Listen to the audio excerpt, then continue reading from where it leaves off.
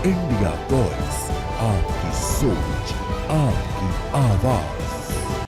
नमस्कार, मैं हूं समृद्ध मिश्रा और आपका स्वागत है इंडिया वॉइस पर। वक्त हो चला है खबर झारखंड का। तो शुरुआत करते हैं बुलेटिन की पहली खबर के साथ। खबर जमशेदपुर से है, जहां आदिवासी महादरबार का आयोजन 14 तारीख को एक्सिलरी ऑडिटोरियम में होगा, जिसमें कई राज्य के आदिवासी विद्वान जो हैं वो शामिल होंगे। इस महादरबार में हेमंत सरकार की आदिवासी विरोधी गतिविधियों पर जो है कड़ा हमला किया जाएगा और साथ ही आदिवासी के हक और अधिकारों पर गहन चिंतन मंथन भी जो है होगा। आपको बता दें, मुख्य अतिथि के रूप में पूर्व मुख्यमंत्री चंपई सोरेन रहेंगे। आदिवासी सावंत तुषार अखाड़ा ने कहा है कि वर्तमान आदिवासी सरकार आदिवासियों को भ्रमित कर बेवकूफ बनाने का काम कर रही है और उनके लिए कोई ठोस नीति नहीं बना रही है। उन्होंने ये भी कहा है कि हालात नेपाल जैसे भी हो सकते थे, लेकिन यहाँ के युवा समझदार हैं और ऐसा होने नहीं देंगे। इस महादरबार का उद्देश्य आदिवासी समाज की समस्याओं को लेकर सामने लाना है और सरकार को उसकी वास्तविकता जरूरतों के प्रति सजग करना है।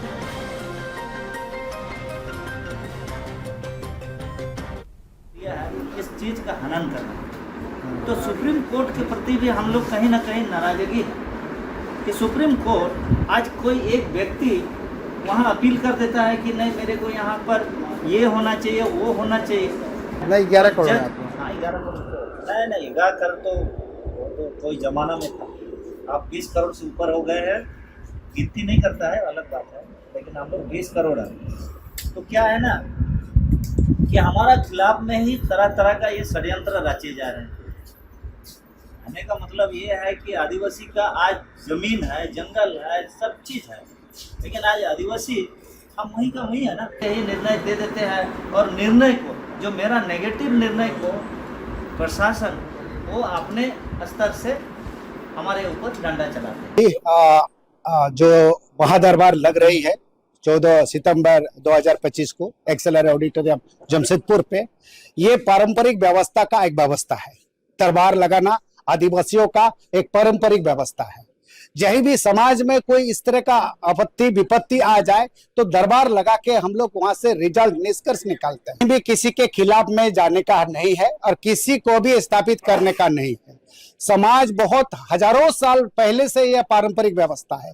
इस पारंपरिक व्यवस्था को एस्टैब्लिश करने के लिए आदिवासी सावता सुसर अखड़ा, ये नाम से ही आपका ये मीनिंग है, ये भार्व है कि ये सावता को सुसर करने के लिए आ रहे हैं, ये सुधार करने के लिए आ रहे हैं। इतना जो गड़बड़ियां फैल गई है उसको सुधार करने के लिए आ रहे हैं। जैसे अभी आप सुप्रीम कोर्ट का आपने जजमेंट देख लिया, से होने से तो सब कुछ हो जाता, सरकार से होने से तो आपको भात भी मिल जाता। आपको खाने का जरूरत नहीं है, सरकार आपको खिला देता। क्या सरकार खिला दे रहा है क्या? हाथ नहीं होने से? हाथ होना चाहिए, पैर होना चाहिए। तो कहने का मतलब समाज समुदाय अपने आप में व्यवस्था को ठीक ठाक करना पड़ेगा। सरकार एक व्यवस्था है, वो अपने चलता ही है, वो वोट के मार्फत में आता है। खबर बोकारो से है, जहां बोकारो थर्मल पावर प्लांट का बंद यूनिट का चिमनी जो है उसे गिराया गया। बीटीपीएस के बंद पड़े बी प्लांट के 2 नंबर यूनिट्स के पहले ही दिन जो है बंद करने के बाद उसे वहां से गिराया गया और इस प्लांट से बिजली का उत्पादन पहले से ही बंद है। 275 मीटर यानी करीब 800 फीट से भी ज्यादा ऊंची इस चिमनी में बारूद बरकर जो है वो एक्सपर्ट की देख रेख में जो है इसे गिराया गया और बाकी बचे और 2 चिमनियों को भी आने वाले समय में गिराया जाएगा, जो खबरें निकल के सामने आ रही है। तो Bokaro thermal power station Damodar घाटी निगम द्वारा संचालित एक कोयला आधारित बिजली संयंत्र है, जो झारखंड के बोकारो जिले में स्थित है। 1993 में स्थापित ये भारत की शुरुआती और ऐतिहासिक बिजली संयंत्रों में से एक माना जाता है, लेकिन बाद में ऐसे प्रदूषण मानकों को पूरा ना करने के कारण इसको बी प्लांट को जो है 2 नंबर यूनिट को बंद कर दिया गया था। नहीं, निकल गया, भागा, अब गिरेगा। खबर बोकारो से है, जहां बियाड़ा स्थित हिंदुस्तान पेट्रोलियम कॉर्पोरेशन लिमिटेड यानी HPCL के ठेका मजदूरों ने कार्य बहिष्कार कर विरोध प्रदर्शन किया है। मजदूरों का आरोप है कि कंपनी प्रबंधन ठेका मजदूरों की छटनी कर रही है। वर्तमान में 12 मजदूरों को हटाने की सूची जो है वो बनाई गई थी और 5 मजदूरों को हटा भी दिया गया था। मजदूरों का कहना है कि उन्हें 20 घंटे तक काम करने पर मजबूर किया जा रहा है, जबकि वे इस कंपनी में 1 दशक से कार्यरत हैं। प्रबंधक की इस नीति से मजदूरों के सामने रोजगार और रोटी का संकट उत्पन्न हो गया। मजदूर नेताओं ने प्रबंधन की नीतियों का कड़ा विरोध किया है और कहा है कि यह अन्याय है। बावजूद इसके कंपनी के अधिकारी इस मामले पर कोई टिप्पणी करने से बच रहे हैं। तो मजदूर ने अपने अधिकारियों की रक्षा और छटनी बंद करने की मांग को लेते हुए आंदोलन जारी रखने की चेतावनी यहां पर दी है।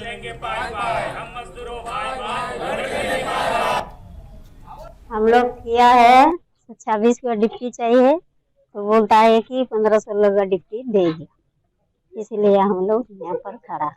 हम लोग 26 का डिप्टी चाहिए, तो इसलिए तो हम लोग गेट किया। अभी तो 5 आदमी का निकला है। हम लोग पिछला 10-15 वर्ष से यहाँ पर काम कर रहे हैं। इससे पहले जितने भी मैनेजमेंट आए हैं उन लोग के साथ आपसी प्रेम भाव, मतलब दोस्ती यारी के तरह हम लोग काम किए हैं। आज ये नया प्रबंधन जो आए हैं अप्रैल महीना के बाद, इन्होंने आते ही एक फरमान जारी किया कि हमारा यहाँ मजदूर बहुत ज्यादा है, जबकि हम लोग आज 15 साल से कर रहे हैं, यहाँ मजदूर ज्यादा है नहीं।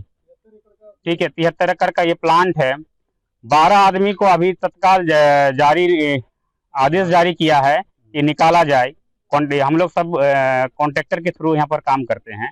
कॉन्ट्रैक्टर को मेल किया गया है कि आपका 12 आदमी को निकाला जाए, जिसमें 5 आदमी ऑलरेडी हम लोग बाहर हैं, निकल चुके हैं, और बाकी जो आदमी काम कर रहे हैं उन लोग को कह रहा है कि 15-16 दिन ही ड्यूटी आपको करना है, और ड्यूटी का कोई समय सीमा नहीं है, ना 8 घंटा नहीं, 10 घंटा 12 घंटा आपको ड्यूटी करना है। तो ये मैनेजमेंट का मनमानी चल रहा है यहाँ जब से आए। हाँ, उसका कोई ओवर टाइम का कोई पे नहीं, कुछ नहीं है ये सब। उसके बाद वाला 8:30 बजे आना है। हम लोग का मैनेजमेंट से मांग यही है आपके थ्रू, आपके चैनल के थ्रू, कि हम लोग को न्याय मिले। हम लोग को सभी वर्कर जिनको बाहर करने के लिए आदेश जारी किए हैं वो वापस ले लें, और हम लोग को सब दिन 26 दिन का ड्यूटी मिले, 8 घंटा ड्यूटी मिले। हम लोग काम करने के लिए यहाँ आए, हम लोग कार्य बाधित करने के लिए नहीं बैठे हैं। हम लोग अपना मांग के लिए शांतिपूर्वक ढंग से यहाँ पर बैठे हैं, ताकि हमारा आवाज आपके थ्रू ऊपर तक जाए, मैनेजमेंट तक जाए, हम लोग को न्याय मिल जाए। खबर जमशेदपुर से है, जहां के सिद्धगोड़ा थाना क्षेत्र में मेन रोड पर अवैध बालू लदे हाईवा ने एक टेम्पो को टक्कर मार दी। टेम्पो चालक गंभीर रूप से घायल हो गया है और वाहन क्षतिग्रस्त हो गया। घटना के समय हाईवा चालक ने अचानक वाहन पीछे करने की कोशिश की, जिससे पीछे से आ रहे टेम्पो से भिड़ंत हो गई। चालक घायल को स्थानीय लोगों ने तुरंत अस्पताल पहुंचाया, जबकि हाईवा चालक मौके से फरार हो गया। घटना के बाद लोगों ने सड़क पर जाम लगाकर विरोध जताया, जिससे यातायात भी बाधित हो गया। पुलिस ने बालू लदे हाईवा को जब्त कर लिया है और चालक की तलाश कर रही है। स्थानीय लोग अवैध बालू परिवहन बंद करने की मांग कर रहे हैं, ताकि भविष्य में ऐसे हादसे न हो सके।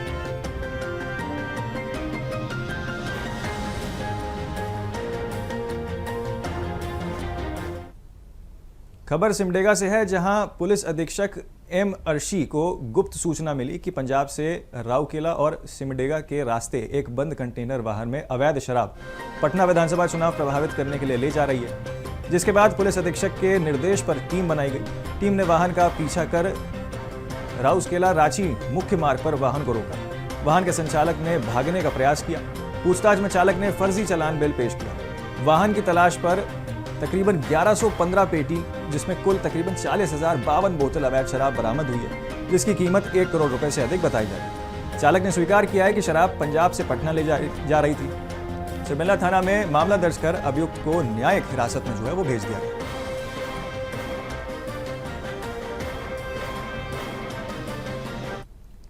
झारखंड और झारखंड होते हुए बिहार में बड़ी मात्रा में शराब को उगाने की तैयारी के क्रम में एक बड़े बंद कंटेनर में बड़ी भारी मात्रा में शराब उठाई जा रही है। इस सूचना का सत्यापन करने के लिए और मंडल पुलिस पदाधिकारी सिमडेगा के नेतृत्व में थाना प्रभारी सिमडेगा, थाना प्रभारी कोलबेड़ा और अन्य पदाधिकारियों में मिलाकर टीम बनाई गई। और उसी क्रम में सिमडेगा थाना अंतर्गत एक कंटेनर को रुका गया। उसके संबंध में सूचना थी, उसका सूचना मिल रही थी। उस गाड़ी को रोका गया तो उसका चालक गाड़ी छोड़ के फरार हो गया, और एक दूसरा व्यक्ति था जिसको पुलिस ने पूछा। तो पूछताछ के क्रम में पता चला कि पंजाब से इसमें काफ़ी भारी मात्रा में शराब को लूट करके मध्य प्रदेश, छत्तीसगढ़, उड़ीसा के रास्ते होते हुए और उसको झारखंड और बिहार में खासकर पकाने की पूरी तैयारी थी।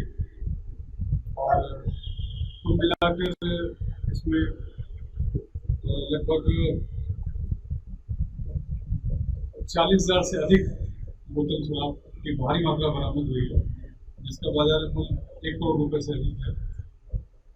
और इसमें एक व्यक्ति जिसका नाम गिंदर सिंह है, जो कि थाना सदर जिला मोगा पंजाब का रहने वाला है, उसको गिरफ्तार किया गया है। एक बहुत छोटा सा ब्रेक ले रहे हैं, आप बने रहिए इंडिया वॉइस के साथ। तो ब्रेक के बाद फिर एक बार स्वागत है आपका। चलिए नजर डालते हैं बाकी खबरों की ओर। खबर बोकारो से है, जहां स्टील प्लांट में सुरक्षा की अनदेखी से दुर्घटनाओं में वृद्धि हुई है। झारखंड सरकार के उप निरीक्षक शिवानंद लागूरी की जांच में पता चला है कि पिछले 2 सालों से प्लांट का सेफ्टी ऑडिट नहीं हुआ। साथ ही प्रबंधक स्टील काम को अनऑथराइज तरीके से मजदूरों से करवा रहा था, वहीं जिसमें दुर्घटनाएं जो हैं वो बढ़ी। पिछले 6 महीने में कई हादसे भी हुए हैं, जिसमें 2 लोगों की मौत भी शामिल है। खासतौर पर ब्लास्ट फॉर्सेंस में एक मजदूर गर्म पिछले लोहे से जल गया, क्योंकि उसे सुरक्षा उपकरण और पीपीई किट जो है वो नहीं दी गई थी। जांच रिपोर्ट के अनुसार सुरक्षा नियमों की अनदेखी गंभीर है और इसके लिए प्लांट के ईडी वर्क्स और सभी सीजीएम जिम्मेदार बताए जा रहे हैं। उप मुख्य निरीक्षक ने कहा है कि अगर जल्द सेफ्टी ऑडिट रिपोर्ट जमा नहीं कराएगी तो इसके ऊपर बड़ी कार्रवाई की जाएगी। ये मामला पहले भी सीजीएम कोर्ट तक पहुंच चुका है।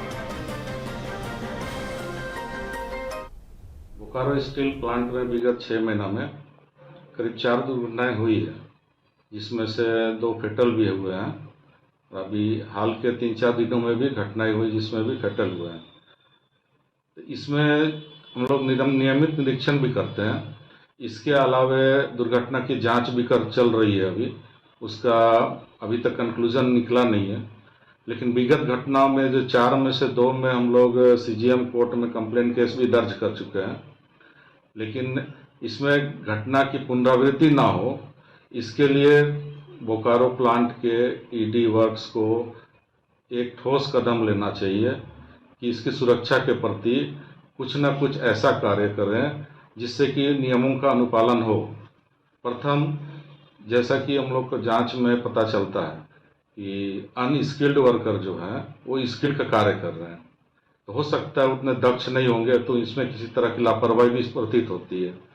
और इसके अलावा उनको जो कार्य के अनुरूप देना है पीपीज, व्यक्तिगत सुरक्षा उपकरण, वो भी कुछ कमी पाई गई है जांच के क्रम में, जिसके चलते अभी जैसे बर्निंग वाले मामले में जिसमें पीड़ित वर्कर की मृत्यु हो गई है, तो उनको यदि प्रॉपर पीपी एफआर सूट वगैरह दिया जाता तो गिरने के बावजूद भी वो कुछ हद तक बच सकते थे।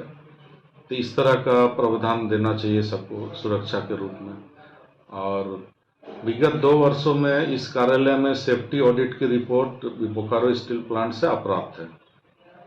या तो उन्होंने कराया होगा, यहाँ जमा नहीं किए हैं, और यदि नहीं कराए तो एक नोटिस हम लोग इधर से जारी करेंगे और नोटिस में तहत उनको सेफ्टी ऑडिट करने का, ऑनसाइट इमरजेंसी प्लान बनाने का, ये सब निर्देश हम लोग देंगे।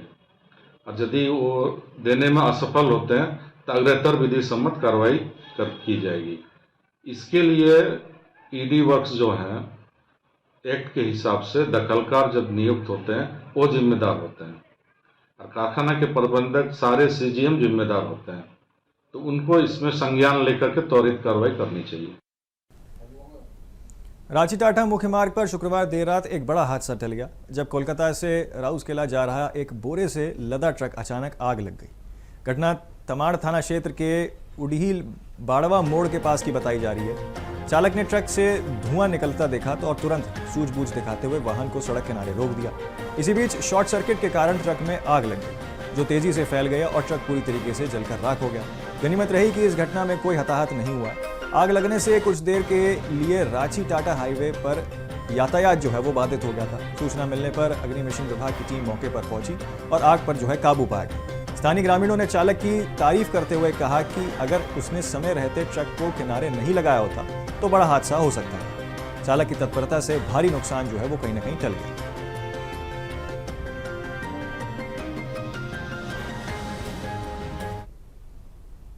खबर सिमडेगा से है, जहां पुलिस अधीक्षक के निर्देश पर 2 पिकअप वाहनों से 19 गौवंशीय पशु जो हैं वो बरामद किए गए। सूचना मिली थी कि पशु तस्कर बंडेगा से कुरडेग कुल्लू कोरा बानाबारी होते हुए गुलमा ले जा रहे थे। अंडुमंडल पुलिस अधिकारी के नेतृत्व में एक टीम कुल्लू केरा चौक के पास वाहनों को रोकने गई। पुलिस को देखकर तस्करों ने वाहन तेज गति से भगाने की कोशिश की, लेकिन पुलिस ने पीछा कर दोनों वाहनों को रोक लिया। इसमें एक को पकड़ा गया है, जबकि अन्य जो है वो फरार बताया जा रहा है। तलाशी में एक वाहन से 8 और दूसरे से तकरीबन 11 गौवंश पशु जो हैं वो बरामद किए गए हैं, जिन्हें क्रूरता से बांधकर लोड किया गया था। मामले में मुस्फिला थाना में भारतीय दंड संहिता और झारखंड गौवंशीय पशु हत्या प्रतिबंध अधिनियम के तहत जो है प्राथमिकता दर्ज कर ली गई है। गिरफ्तारी आरोपी को न्यायिक हिरासत में भेजा गया है, जबकि फरार तस्करों की गिरफ्तारी के लिए जांच जारी है।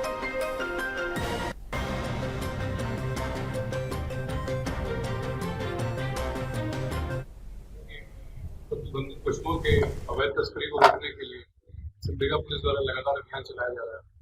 इस क्रम में लगातार चेकिंग भी की जा रही है और सजगता भी बढ़ती है। इसी क्रम में एक गुप्त सूचना प्राप्त हुई आज बिल्कुल भोर में पहले सुबह की उड़ीसा के रास्ते सिमडेगा में प्रवेश करके सिमडेगा के कोडेग और उपस्थित थाना क्षेत्र होते हुए गुमला की ओर या फिर रांची की ओर। खबर गोड्डा से है, जहां जिले के बलबड्डा थाना क्षेत्र के गोसीचक गांव में शुक्रवार सुबह एक दुखद घटना में 50 वर्षीय युवक की करंट लगने से मौत हो गई। मृतक खंबे से घर में बिजली जोड़ने का प्रयास कर रहा था, तभी वे करंट की चपेट में आ गया। परिजनों द्वारा तुरंत सामुदायिक स्वास्थ्य केंद्र ले जाया गया, जहां डॉक्टर्स ने उसे मृत घोषित कर दिया। डॉक्टर के अनुसार अस्पताल पहुंचने से पहले ही युवक की मृत्यु हो चुकी थी। घटना की सूचना मिलते ही पुलिस अस्पताल पहुंची है और परिजनों से घटना की जानकारी जो है वो ली है। मृतक का शव पोस्टमार्टम के लिए भेज दिया गया और परिजनों का रो रो कर जो है यहाँ पर बुरा हाल है। घटना घटे सर, उसमें पोल में जो सिस्टम था थोड़ा सा उसका लाइट का गड़बड़ी हो रहा था ना, वो सोचा ठीक कर देंगे, कैसे झटका उसको लग गया। तो पोल से जो लिया था घर के लिए, तो वही पोल के लाइट से झटका उसको लगा। भाई सर, वो सब घर में बिजी था, वो जोड़ रहा था भाई। शकील यादव, पिता का नाम फूचो यादव, जो कोसी चकते हैं, उसको मृत अवस्था में ही लाया गया था। बताया जा रहा है परिजनों से कि करंट उनको लगा गया है, और जब यहाँ हॉस्पिटल आए तो वो मृत ही थे। उन्होंने मृत डिक्लेयर करके पुलिस को सूचित कर दिया गया, बॉडी को पोस्टमार्टम के लिए भेज दिया। खबर लातेहार से है, जहां जिले के बालूमाथ प्रखंड के केंद्र कोयला मंत्री जी किशन रेड्डी ने सीसीएल द्वारा संचालित मगध संघमित्रा कोला परियोजना का निरीक्षण किया। उनके साथ कोल इंडिया के चेयरमैन पीएम प्रसाद सहित अन्य अधिकारी भी उपस्थित रहे। जीएम निपेंद्र नाथ ने मंत्री का स्वागत पुष्पगुच्छ और गमछा ओढ़कर जो है वो किया था। मंत्री ने आरा ग्राम स्थित व्यू पॉइंट से कोल परियोजना का जायजा लिया और उत्पादन और प्रेरणा की जो है जानकारी प्राप्त की। उन्होंने उत्पादन बढ़ाने और निर्धारित लक्ष्यों को पूरा करने पर जोर दिया। इस अवसर पर मंत्री ने 20 लोगों को जमीन के बदले नौकरी के नियुक्ति पत्र भी सौंपे। मंत्री के दौरे को लेकर सुरक्षा के कड़े इंतजाम जो है वो किए गए थे और विभिन्न स्थानों पर पुलिस बल की तैनाती की गई थी।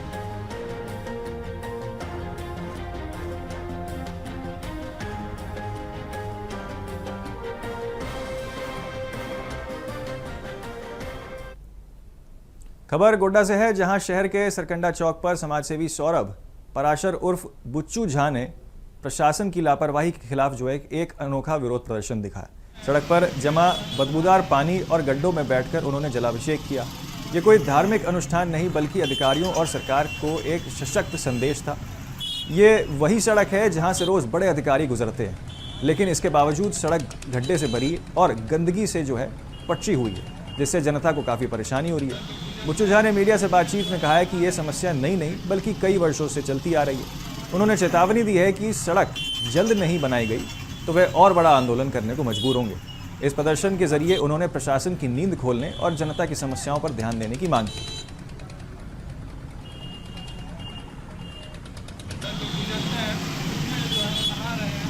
कि जो सालों से ये समस्या है, आप नित्य प्रतिदिन आप इधर से हर अधिकारी पार होते हैं, उनके जहन में दिखता होगा कि ये बहुत ज्वलंत समस्या है और ये समस्या आज से नहीं है।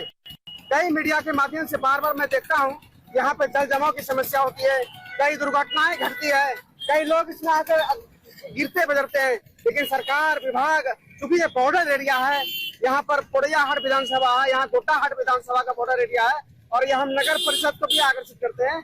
नगर परिषद की लाइट नगर क्षेत्र से बाहर लग सकती है कि क्या उनका विकास का काम इस क्षेत्र में नहीं हो सकता है?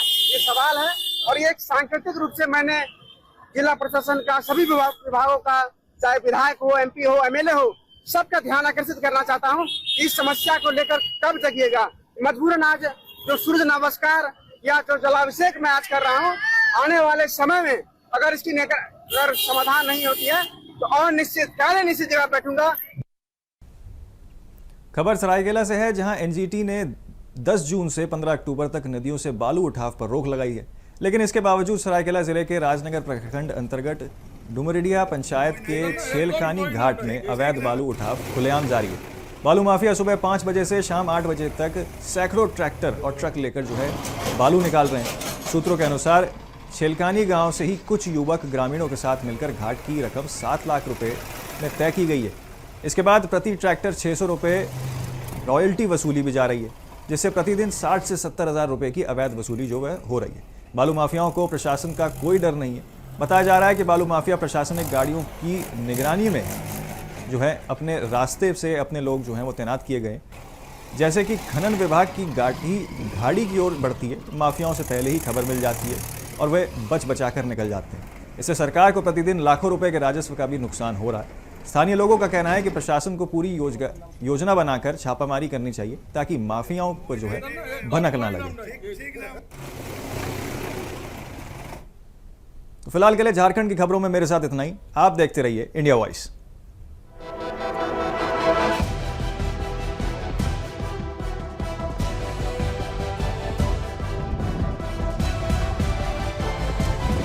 इंडिया वॉइस, आपकी सोच, आपकी आवाज।